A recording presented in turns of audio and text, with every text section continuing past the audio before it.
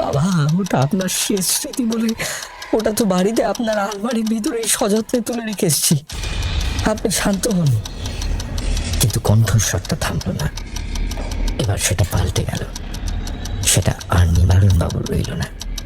এক অদ্ভুত, গম্ভীর আর অমানবিক স্বরে সেই চিতা থেকে কেউ বলে উঠল, প্রেত কথা। এখানে গল্প নয়, ঘটনা শোনানো হয়।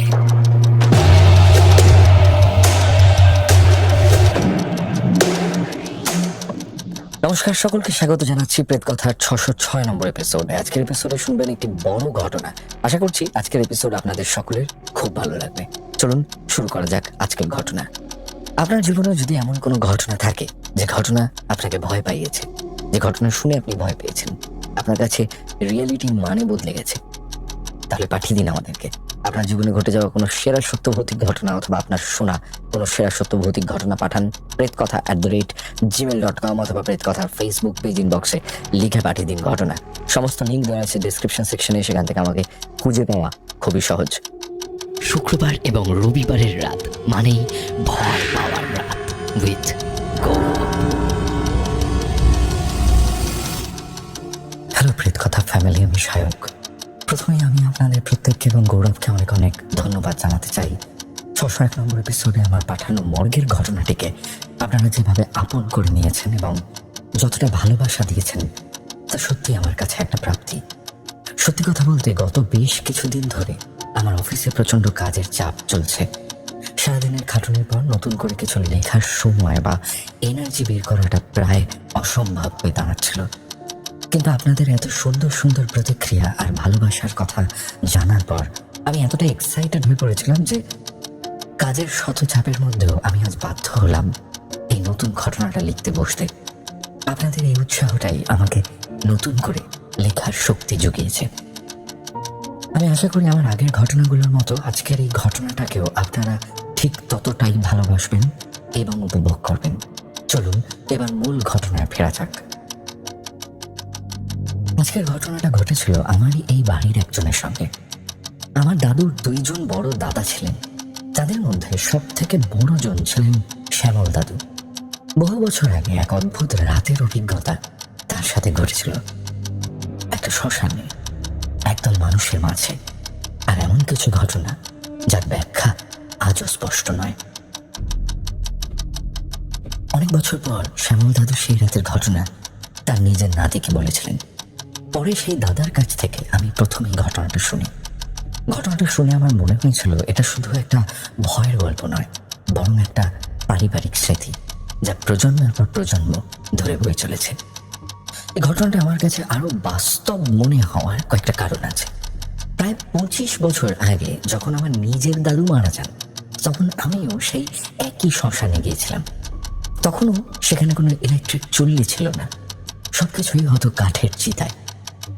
সেই জায়গার পরিবেশ, পোড়া কাঠের গন্ধ আর গভীর নিস্তব্ধতা অনুভব করার পর আমার পক্ষে খুব সহজে কল্পনা করা সম্ভব হয়েছে 60 বছরেরও বেশি আগে সেই জায়গাটা কতটা বেশি নির্জন, অন্ধকার আর ভয়ঙ্কর ছিল। আপনাদের বোঝার সুবিধার্থে আমি আমার দাদার ভাষায় ঘটনাটা লিখছি।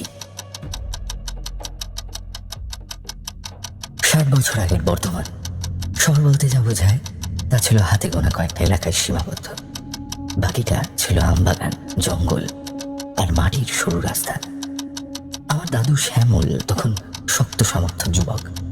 সেই সময় আমাদের পাড়ার সবচেয়ে সম্মানিত প্রবীণ ব্যক্তি ছিলেন নিবারণ চক্রবর্তী। বয়স 80-র কোঠায়, দাপুটে মানুষ। হঠাৎ করে এক দুপুরবেলা বারান্দার ইজি চেয়ারে বসা অবস্থাতে নিবারণবাবু শেষ নিঃশ্বাস ত্যাগ করলেন। নিবারণবাবুর 3 ছেলে। বড় ছেলে অবিনাশবাবু এবং ছোটজন বর্ধমানে থাকতেন, কিন্তু মেজ ছেলে থাকতেন আসানসোলে।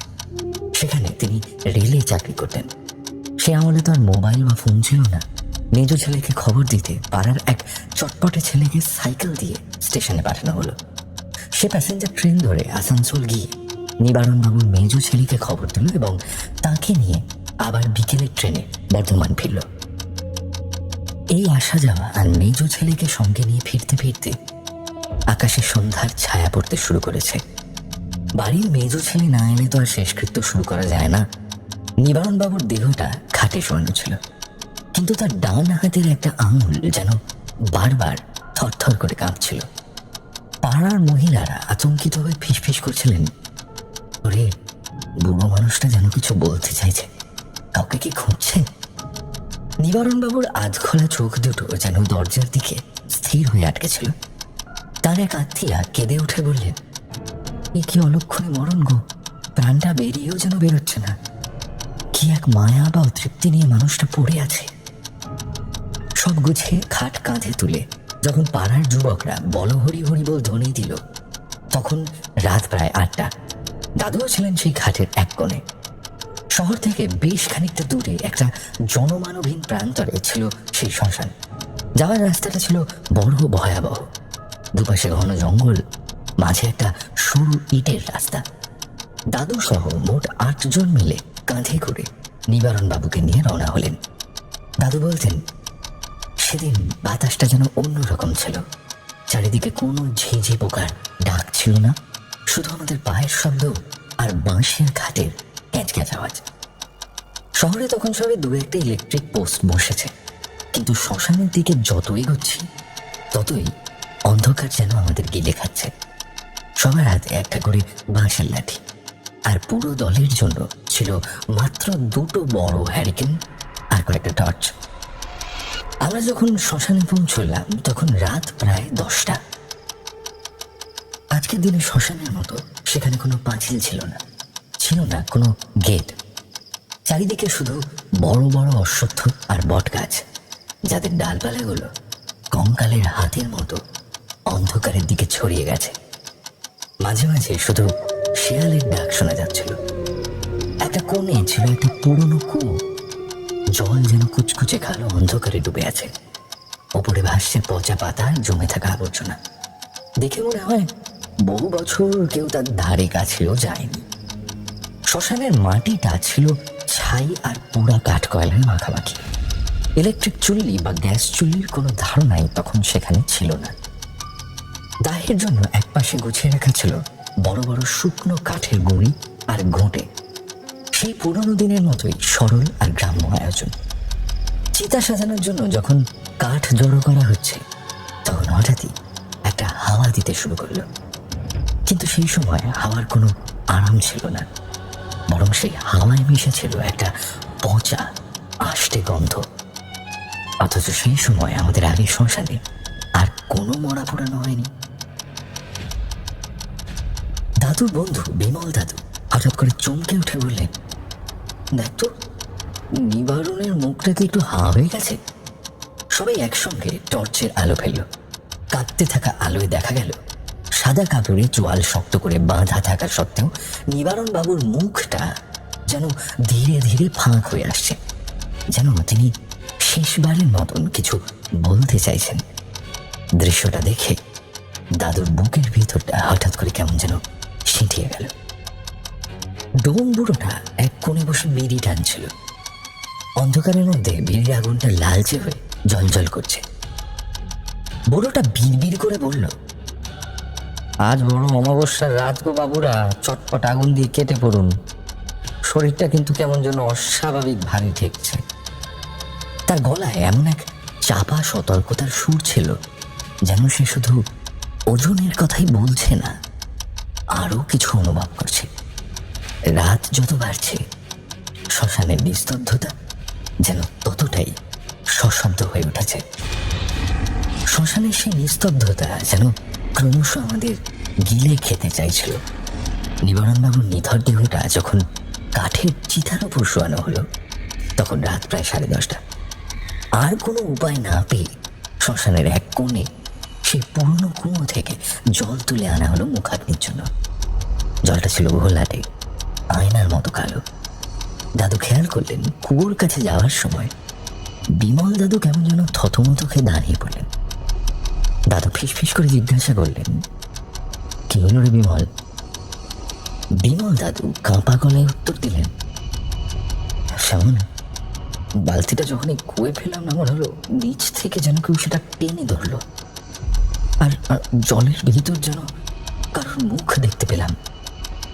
দাদু তখন বিমল দাদুকে আশ্বস্ত করে বললেন, মনের ভুল, এত অন্ধকার হ্যারিকেনের আলোয় ওরকম মনে হয়। কিন্তু দাদুর নিজের মুখেও তখন একটা ঢিপ ঢিপানি শুরু হয়ে গেছে। নিবারণবাবুর বড় ছেলে অবিনাশবাবু কাঁপা হাতে মুখাগ্নি করল।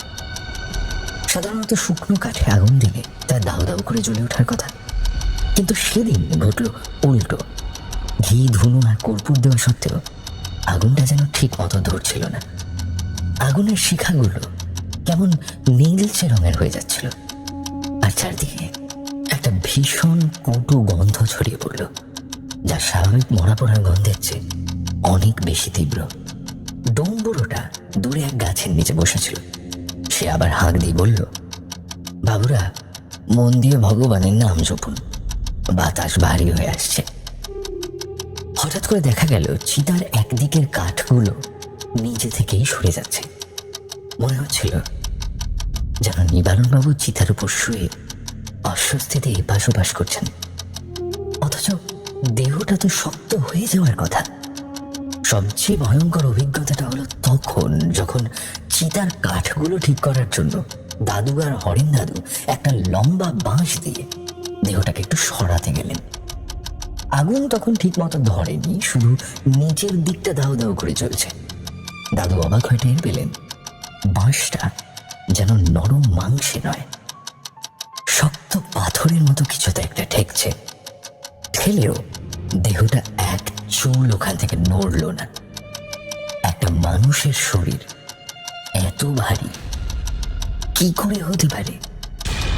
হরেন দাদু থমকে গিয়ে খুব আস্তে বলল, শ্যামল, আমার হাতটা কেমন ঝিমঝিম করছিল, মনে হচ্ছে চিতার উপর উনি একা নেই। ঠিক তখনই আগুনের হলকা হঠাৎ করে একটু উঁচু হয়ে উঠল। সেই দপদপে লাল কমলা আলোয় দাদুদের চোখে পড়ল চাদরের ভাঁজের ফাঁক দিয়ে যেন আরেকটা হাতের মতো কিছু বেরিয়ে আসছে। হাতটা অস্বাভাবিক কালো, আঙুলগুলো অদ্ভুত লম্বা, যেন কাঠের উপর চেপে বসে আছে। কিন্তু আগুনটা একটু দুলতেই দৃশ্যটা মিলিয়ে গেল। আবার শুধু নিবারণবাবু আর জ্বলন্ত কাঠ, আর কিছুই না। দাদু পরে বলতেন, ভুলও হতে পারে, আগুনের ছায়া অনেক কিছুই দেখায়। আমরা তখন গোল হয়ে চিতার পাশে বসে আছি। হঠাৎ করেই আমাদের দলের মধ্যে একজন ছেলে, সমীর, চিৎকার করে উঠল। সে শ্মশানের অন্ধকারের দিকে আঙুল তুলল। দূরে একটা বড় অশ্বত্থ গাছের তলায় যেন কেউ দাঁড়িয়ে আছে। আগুনের দপদপে আলো আর ছায়ার ফাঁকে তাকে দেখা যাচ্ছে।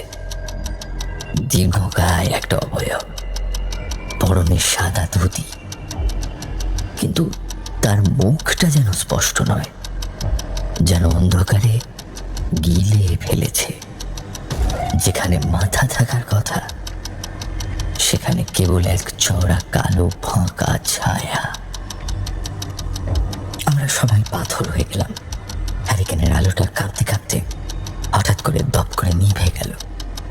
ঘোর অন্ধকারে আমরা শুধুই শুনতে পাচ্ছিলাম নিবারণবাবুর চিতার কাঠ ফাটার শব্দ, আর দূরে কারো খেল খেল করে হাসির আওয়াজ।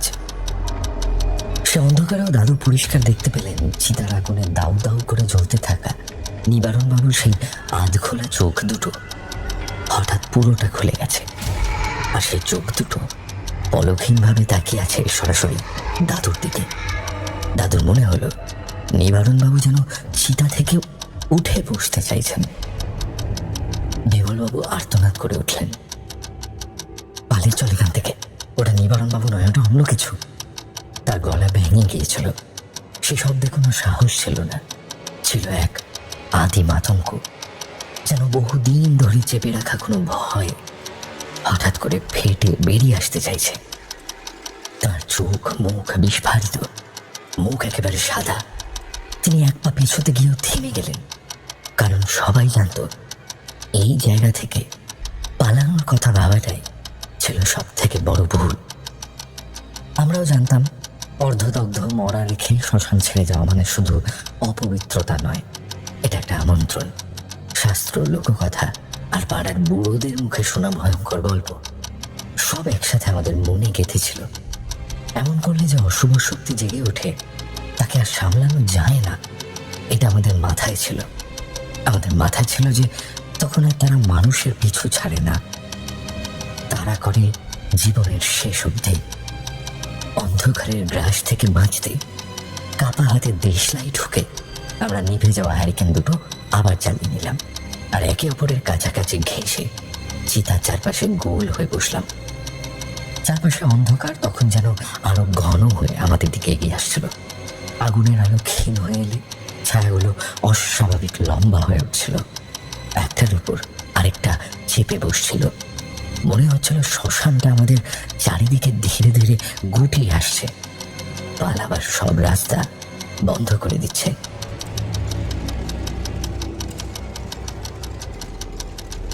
আমরা তখন আর আলাদা মানুষ নই, একটা ভয় বাঁধা গীত।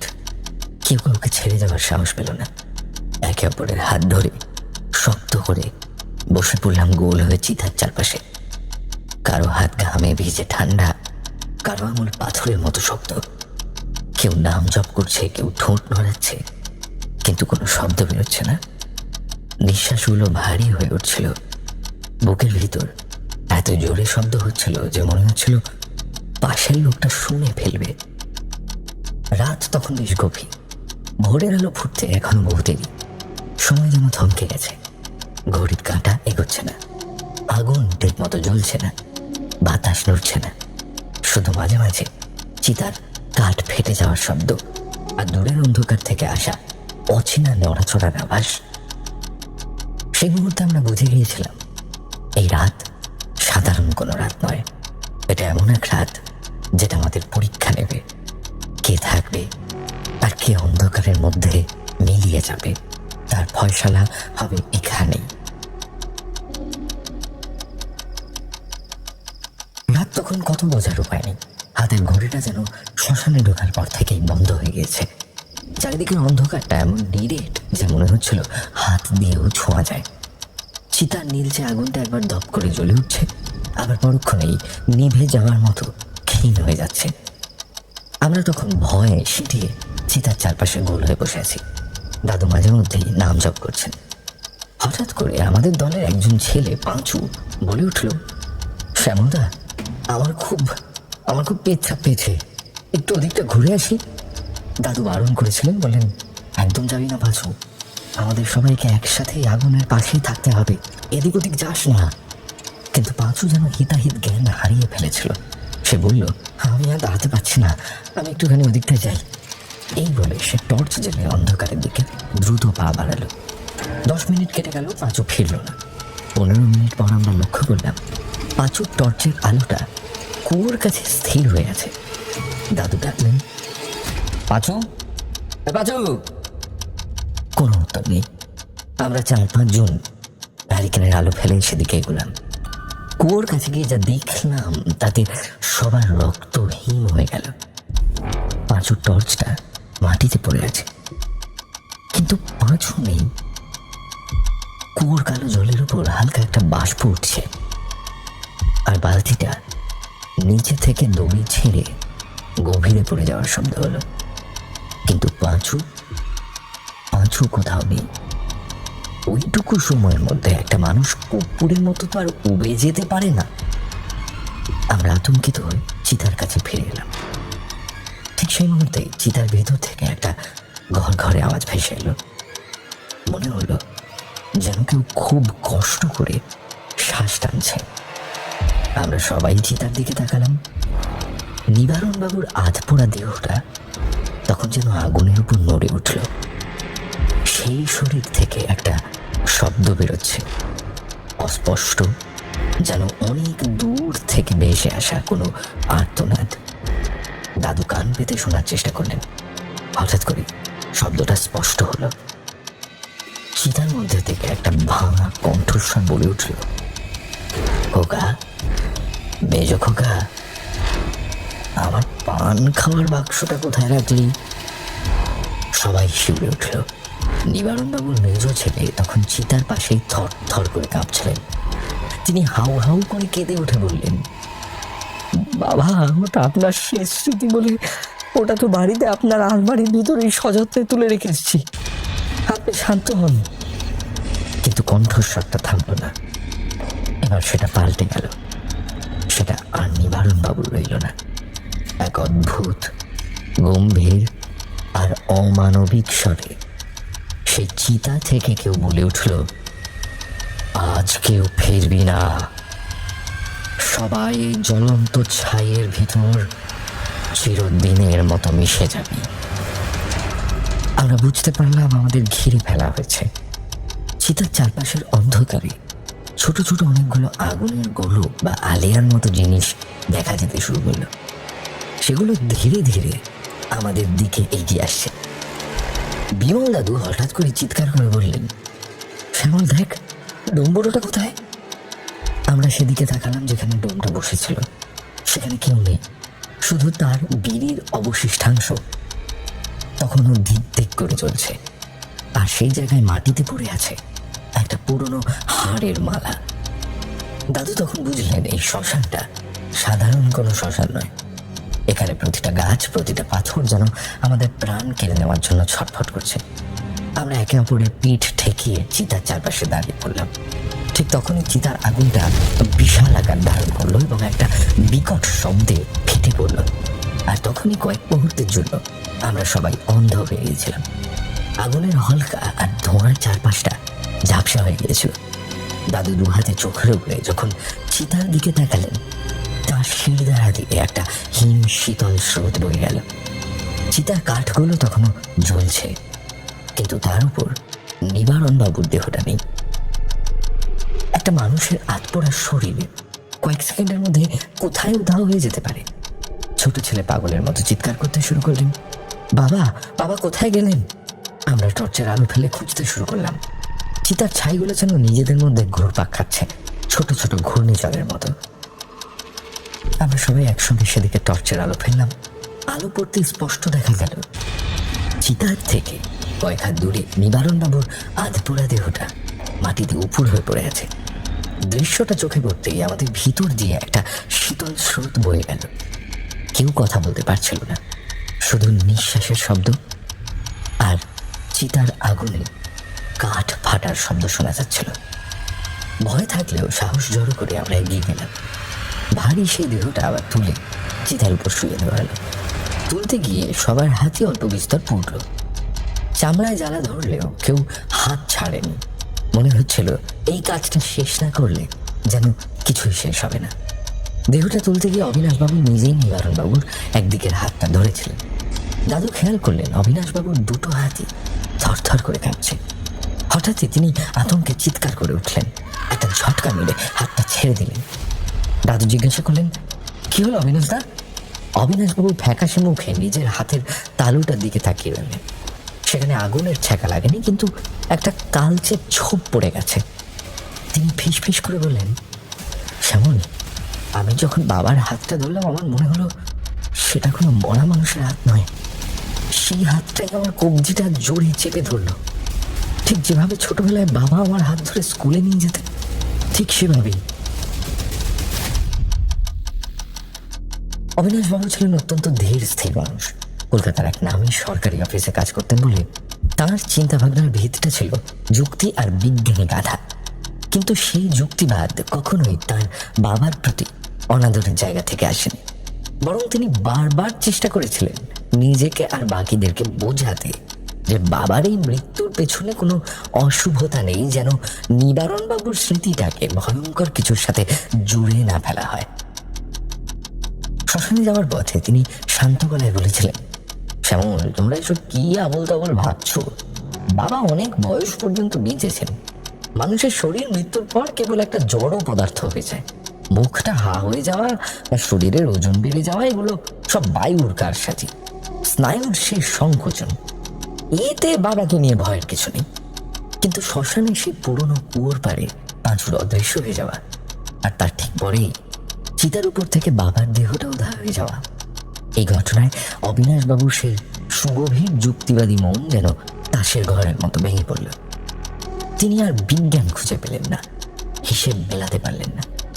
তার মনে শুধু একটা প্রশ্নই ঘুরপাক খেতে লাগল, বাবা কি সত্যি শান্তিতে যেতে পারেননি? শুনছেন প্রেত কথা উইথ গৌরব। আজকের ঘটনাগুলি ভালো লাগলে সাবস্ক্রাইব করে সাথে থাকতে ভুলবেন না।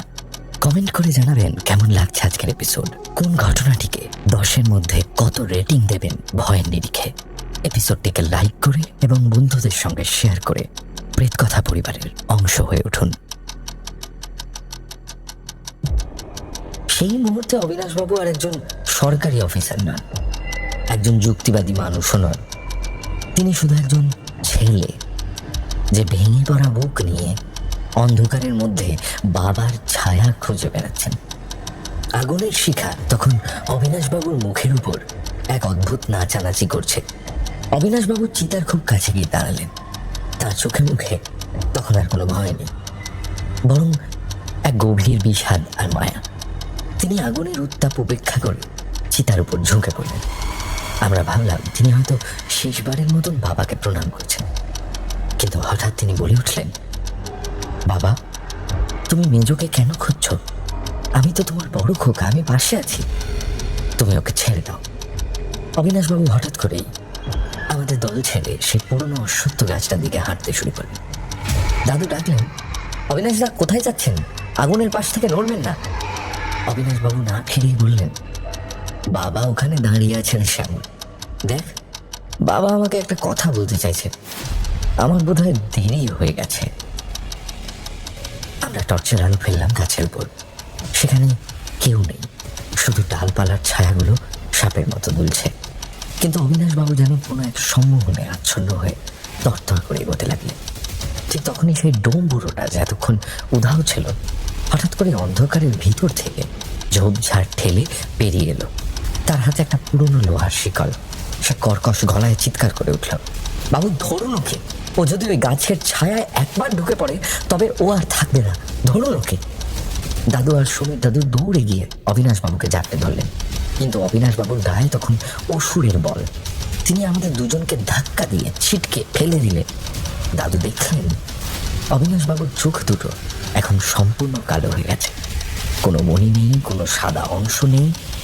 তিনি যখন হাসলেন তার দাঁতগুলো যেন তীক্ষ্ণ আর লম্বা হয়ে গেছে বলে মনে হলো। ডোমবুড়োটা তখন তার লোহার শিকলটা সপাং করে মাটিতে আছড়ালো। সে বিকট শব্দে অবিনাশবাবু থমকে দাঁড়ালেন। ডোমটা এক মুঠো পোড়া মাটি তার দিকে ছুড়ে দিল আর বিড়বিড় করে কিছু একটা বলতে লাগলো। মুহূর্তের মধ্যে অবিনাশবাবু জ্ঞান হারিয়ে মাটিতে লুটিয়ে পড়লেন। ডোমবুড়োটা আমাদের দিকে ফিরে বলল, আজ রাতটা বড়ই কঠিন বাবু, উনি সহজে যেতে চাইছেন না, আর এই শ্মশানের পুরনো বাসিন্দারা ওর সেই ক্ষোভকে হাতিয়ার করেছে। দয়া করে কেউ আর চিতার বৃত্তের বাইরে যাবেন না। আমরা অবিনাশবাবুকে ধরাধরি করে চিতার কাছে নিয়ে এলাম। তার কপালে তখন ঘাম জমেছে।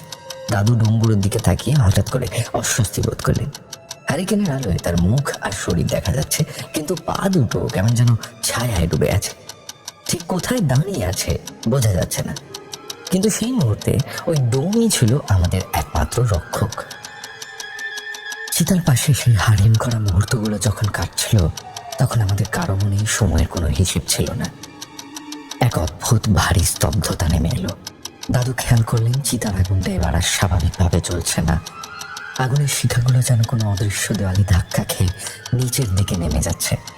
বাতাস একদম বন্ধ হয়ে গিয়েছিল, কিন্তু শ্মশানের ওই বিশাল অশ্বত্থ গাছটার পাতাগুলো তখনও তীর তীর করে কাঁপছিল, যেন কোনো এক অদৃশ্য দানব গাছটাকে নাড়া দিচ্ছে।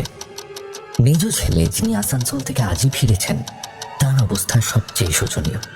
তিনি বারবার চিতার দিকে তাকাচ্ছিলেন আর বিড়বিড় করছিলেন। হঠাৎ করে তিনি চিৎকার করে উঠে চিতার দিকে দৌড়ে যেতে চাইলেন। দাদু আর হরেন দাদু তাকে জাপটে ধরলেন। মেজু ছেলে কাঁদতে কাঁদতে বলতে লাগলো, বাবা আমাকে ডাকছে, ওই দেখো চিতার ভিতরে বাবা হাত বাড়িয়ে আমাকে ডাকছে, বাবা বলছে খুব কষ্ট হচ্ছে। দাদু চিতার দিকে তাকালেন, সেখানে দাউ দাউ করে আগুন জ্বলছে। আগুন আর ছাই ছাড়া আর কিছুই চোখে পড়ল না। ঠিক তখনই শ্মশানের সেই পুরনো কুয়োর দিক থেকে একটা ভারী কিছু পড়ার শব্দ হলো।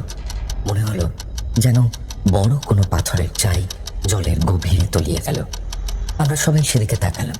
কুয়োর উপরে সেই কুয়াশাটা এখন আরো ঘন হয়ে কুণ্ডলি বাঁকিয়ে আকাশের দিকে উঠছে, আর সেই কুয়াশার মাঝখান থেকে ধীরে ধীরে বেরিয়ে এলো একজোড়া জলজলে চোখ। কোনো পশু বা পাখির চোখ নয়, মানুষের মতো অবয়ব, কিন্তু চোখের মণি দুটো ভাটার মতো লাল। সেই চোখ দুটো সরাসরি আমাদের দিকে তাকিয়েছিল। হঠাৎ করে আগুনের চিতা থেকে একটা বড় জ্বলন্ত কাঠ ছিটকে এসে পড়লো আমাদের মাঝখানে। সেই আগুনের ফুলকিতে আমাদের মোহভঙ্গ হলো। দাদু পকেট থেকে চাবির গোছা বের করে জোরে জোরে শব্দ করতে লাগলেন। বড়রা বললেন লোহার শব্দে নাকি অশুভ শক্তি দূরে পালায়। আশ্চর্যের বিষয়, সে কুয়াশায় চোখ দুটো ধীরে ধীরে মিলিয়ে যেতে শুরু করলো। কিন্তু বিপদ সেখানেই শেষ হয়নি। এবার শুরু হলো অন্য উপদ্রব। শ্মশানের চারপাশে ঝোপঝাড় থেকে অদ্ভুত সব শব্দ আসতে লাগলো। মনে হচ্ছিল শত শত মানুষ চারপাশ দিয়ে হেঁটে বেড়াচ্ছে। শুকনো ডাল ভাঙার শব্দ, কারণ নিচু স্বরে কথা বলার শব্দ, মাঝে মাঝে খিলখিল করে অমানবিক হাসির শব্দ।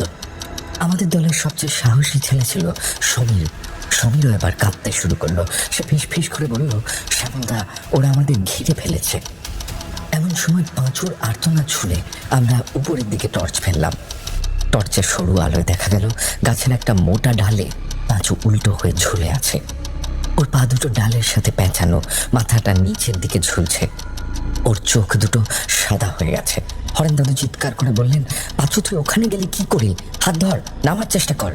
কিন্তু পাঁচু আর কোনো উত্তর দিচ্ছিল না, শুধু আর্তনাদ করে যাচ্ছিল। হঠাৎ দেখা গেল পাঁচুর পেছনে গাছের কোটর থেকে একটা কুচকুচে কালো হাত বেরিয়ে এলো। হাতটা পাঁচুর গলাটা চাপতে ধরলো, আর সাথে সাথে পাঁচুর চিল চিৎকার শ্মশানের আকাশ কাঁপিয়ে স্তব্ধ হয়ে গেল। পাঁচুর দেহটা গাছ থেকে খসে পড়ল না, বরং ডালের সাথেই মিশে যেতে লাগলো। দাদু বুঝতে পারলেন এটা পাঁচু নয়, এক চরম বিভ্রম যা আমাদের প্রলুব্ধ করছে উপরে ওঠার জন্য। দাদু তখন বুক চিরে চিৎকার দিলেন, বল হরি হরি বল। বাকিরাও তার সঙ্গে গলা মেলালেন। এই পবিত্র নাম উচ্চারণের সাথে গাছের উপরে সেই দৃশ্যটা ঝাপসা হয়ে গেল। পাঁচও নেই, সেই কালো হাতও নেই। দাহকার যখন প্রায় শেষের দিকে, তখন চিতার আগুন থেকে এক অদ্ভুত দৃশ্য তৈরি হলো।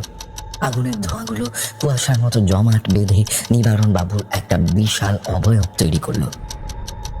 সেই অবয়বটা আমাদের সবার উপরে ঝুঁকে পড়ল। অবিনাশবাবু তখনও জ্ঞান ফেরেনি, কিন্তু তার ঠোঁট দুটো নড়ছিল। তিনি বিড়বিড় করে বলছিলেন, পান খাওয়ার বাক্সটা, ওই বাক্সটার ভেতরেই আমার সব জমানো আছে।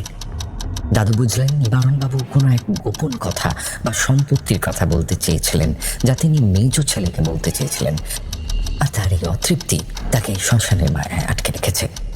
আস্তে আস্তে ভোরের আলো ফুটতে শুরু করলো। আকাশের কালো ভাবটা কেটে গিয়ে একটা ধূসর আভা দেখা দিল, আর সেই সঙ্গে সঙ্গে শ্মশানের সেই নারকীয় শব্দগুলো ধীরে ধীরে শান্ত হয়ে গেল। আমরা দেখলাম কুয়োর পাশে পাঁচু সত্যি সত্যি অচৈতন্য হয়ে পড়ে আছে। ওর বেঁচে থাকাটা এক অলৌকিক ঘটনা ছাড়া আর কিছু নয়। আমরা যখন ওকে কাঁধে তুলে নিচ্ছি, তখনই লক্ষ্য করলাম অবিনাশবাবুরও জ্ঞান ফিরে এসেছে। তিনি চুপচাপ বসে আছেন, কিন্তু তার চেহারাটা কেমন যেন অদ্ভুত হয়ে গেছে। মুখ ফ্যাকাশে, চোখ দুটো স্থির। তিনি কোনো কথা বলছেন না, শুধু এক দৃষ্টে চিতার দিকে তাকিয়ে বসে আছেন। দাদু একবার চিতার দিকে তাকালেন। চিতা তখন প্রায় শান্ত। সাদা ছাইয়ের স্তূপের মাঝে শুধু নিবারণ বাবুর কঙ্কালের অবশিষ্টাংশ পড়ে আছে। শ্মশান থেকে বেরোনোর সময় দাদু পিছন ফিরে আর তাকাননি, কিন্তু তিনি অনুভব করতে পারছিলেন সেই অসত্য গাছটা আর ওই পুরনো কুয়োটা আজও কাউকে খুঁজছে। বর্ধমান শহরের দিকে ফেরার পথে যখন প্রথম লোকালয়ের দেখা মিলল, তখন সূর্য দিগন্তে উঁকি দিচ্ছে। দাদু আর তার বন্ধুরা মিলে সেদিনই গঙ্গার ঘাটে গিয়ে স্নান করে শুদ্ধ হলেন।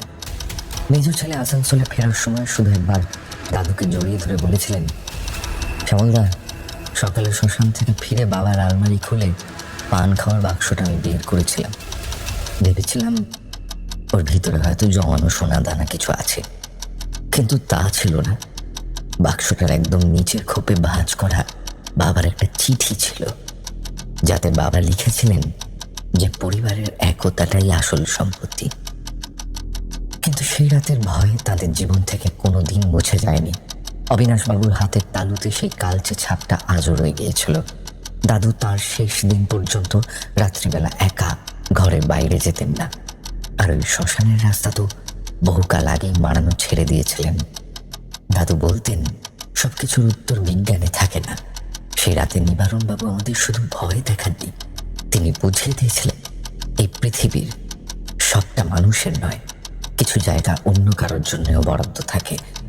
আর সে ডোম, অনেকে বলে কিছু ডোম মরে গিয়েও শ্মশান ছাড়ে না। আগুন, ছাই আর হাড়ের সঙ্গে এমনভাবেই তাদের জীবন জড়িয়ে থাকে যে মৃত্যু তাদের কাছে শেষ নয়, শুধু আরেকটা রূপ।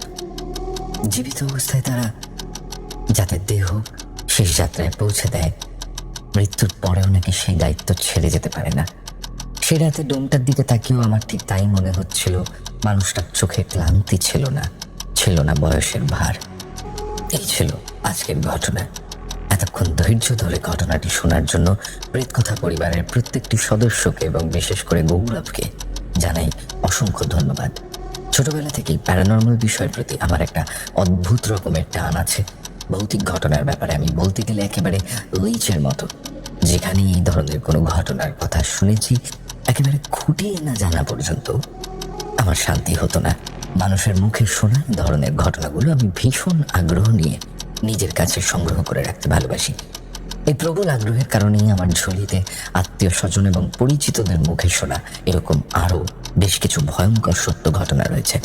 আপনাদের এই সাপোর্ট আর ভালোবাসা যদি এভাবেই আমার সাথে থাকে, তবে আমি কথা দিচ্ছি আগামী দিনের সময় বের করে আমি এরকম আরও অনেক রোমহর্ষক আর অজানা ঘটনা আপনাদের সবার সাথে শেয়ার করব।